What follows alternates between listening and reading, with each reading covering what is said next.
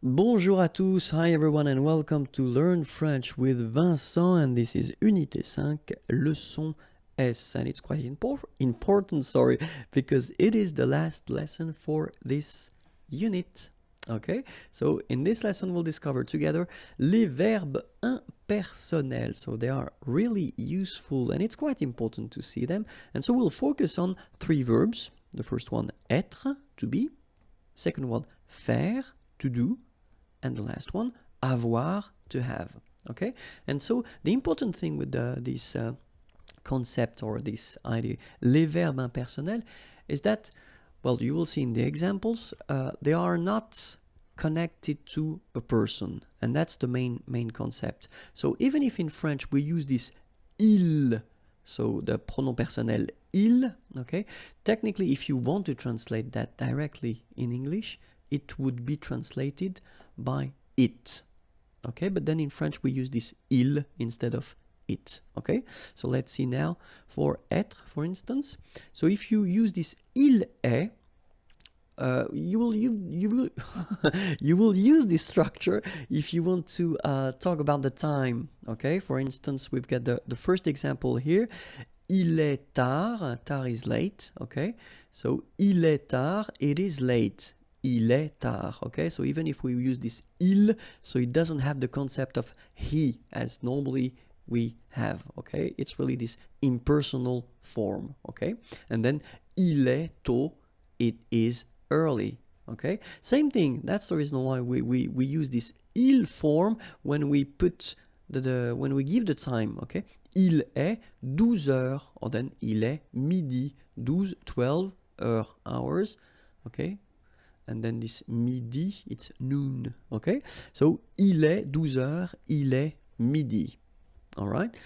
Second example is faire, and then it's really useful to use this faire. So, il fait, if you want to talk about the weather, pour parler du temps, okay? Pour parler du temps. So, for instance, il fait chaud, okay? Chaud, warm, hot, okay? So, il fait chaud. So if you want to say it is hot, it is warm, then that's the structure you will have to use. Same thing if you want to say that it is cold, okay? Froid is cold. Il fait froid, okay? Il fait chaud. Il fait froid. All right? And then if you want to talk about the weather, okay? In that case, it's beau, okay? It's a nice weather. Il fait beau, okay? The opposite, mauvais, bad. Il fait mauvais. Alright? Il fait chaud, il fait froid, il fait beau, so it's a beautiful weather. Il fait mauvais, it's a bad weather. Okay? And the last one, avoir.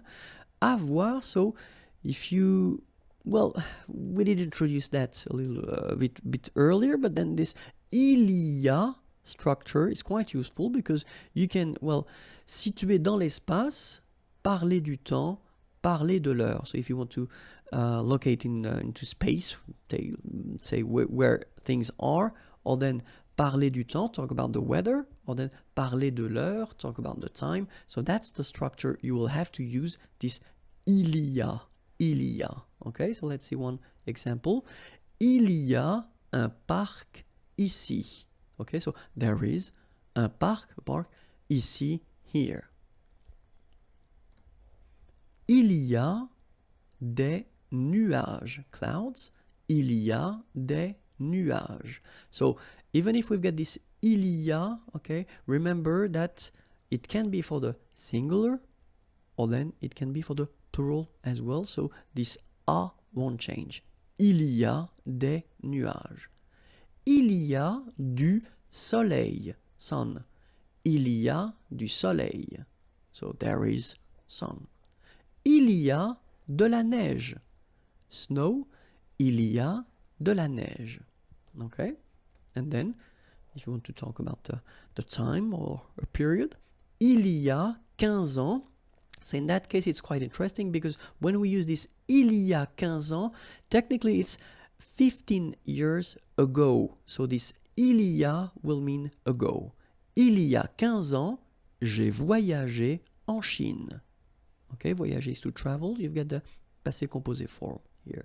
En Chine, in China. Il y a 15 ans, j'ai voyagé en Chine.